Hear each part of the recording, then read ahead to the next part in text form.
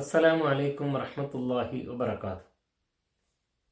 പ്രിയമുള്ളവരെ, അബൂ ഹുറൈറ റളിയല്ലാഹു തആല അൻഹു മുസ്തഫ റസൂലുള്ളാഹി സ്വല്ലല്ലാഹു അലൈഹി വസല്ലമിനോടൊരു ചോദ്യം ഉന്നയിക്കുന്നുണ്ട്.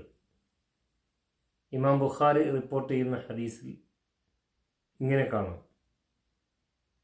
അദ്ദേഹം നബിയോട് ചോദിക്കുകയാണ്, മൻ അസ്അദുൻ നാസി ബിശഫാഅതിക യാ റസൂലല്ലാഹ്. ഖാല മൻ ഖാല ലാ ഇലാഹ ഇല്ലല്ലാഹ് ഖാലിസൻ മിൻ ഖൽബി. മരണാനന്തരം അള്ളാഹുവിൻ്റെ അടുക്കൽ ശുപാർശ ചെയ്യുവാൻ അർഹത നേടിയ ആളുകൾ ശുപാർശ ചെയ്യേണ്ടവർക്ക് വേണ്ടി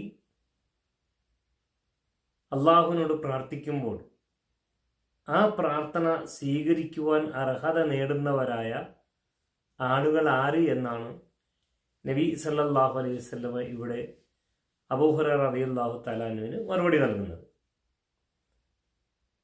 പ്രവാചകരെ, അങ്ങയുടെ ശഫാഅത്ത് ലഭ്യമാവുക വഴി ഏറ്റവും വിജയിയായി തീരുന്നവൻ ആരാണ് എന്നാണ് ചോദ്യം.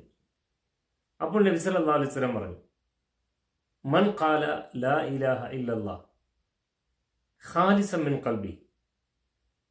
അകളങ്കിതമായ മനസ്സോടെ നിഷ്കളങ്കമായി ലാ ഇലാഹ ഇല്ലല്ലാ എന്ന കലിമത്ത് തൗഹീദ് അത് കേവലമായി ഉച്ചരിക്കുകയല്ല, ജീവിതത്തിൻ്റെ ഭാഗമാക്കി മാറ്റി ജീവിതത്തെ ആ രൂപത്തിൽ ക്രമപ്പെടുത്തിയവൻ ആരാണോ അവനാണോ ആ ശുപാർശക്ക് അർഹത നേടി വിജയിക്കുന്നവനായി തീരുക എന്നാണ് നബി സല്ലല്ലാഹു അലൈഹി വസല്ലം സൂചിപ്പിച്ചത്. സാധാരണക്കാരായ ജനങ്ങളുടെ ഒരു മിഥ്യാവിശ്വാസവും ധാരണയുമുണ്ട്.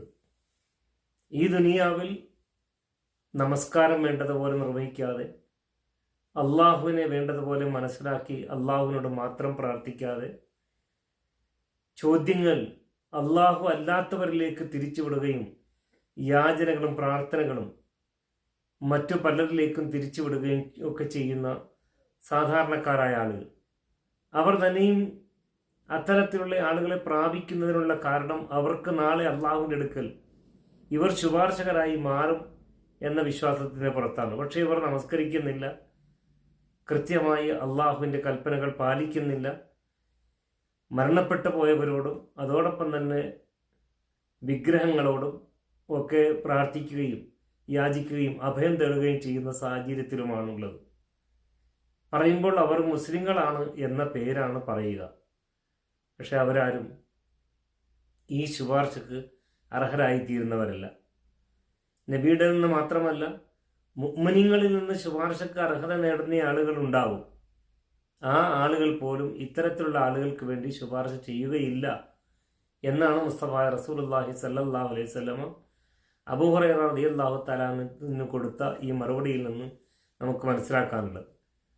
അപ്പോൾ കൃത്യമായി ലാ ഇലാഹ ഇല്ലല്ലാഹയുടെ ആശയം മനസ്സിലാക്കി പ്രാർത്ഥനാ നിർഭരമായിട്ടുള്ള കാര്യങ്ങളും പ്രവൃത്തികളും ആശകളും ആഗ്രഹങ്ങളും മാനസികമായ സമർപ്പണങ്ങളും അള്ളാഹുവിൽ മാത്രം സമർപ്പിച്ചുകൊണ്ട് ജീവിക്കുന്നവരെ സംബന്ധിച്ചിടത്തോളമാണ് ഈ സൗഭാഗ്യത്തിന് അർഹത നേടുവാൻ സാധ്യതയുള്ളൂ എന്ന ബോധ്യത്തോടെ ജീവിക്കുവാനും തദടിസ്ഥാനത്തിൽ ജീവിത പ്രവർത്തനങ്ങളെ ക്രമപ്പെടുത്തി വിജയികളായി തീരുവാനും നാം ഓരോരുത്തരും യത്നിക്കുക. റബ്ബ് സുബ്ഹാൻ നാം ഏവരെയും അതിന് തുണക്കുമാറാകട്ടെ എന്ന പ്രാർത്ഥനയോടെ അസ്സലാമു അലൈക്കും വറഹ്മത്തുള്ളാഹി വബറകാതുഹു.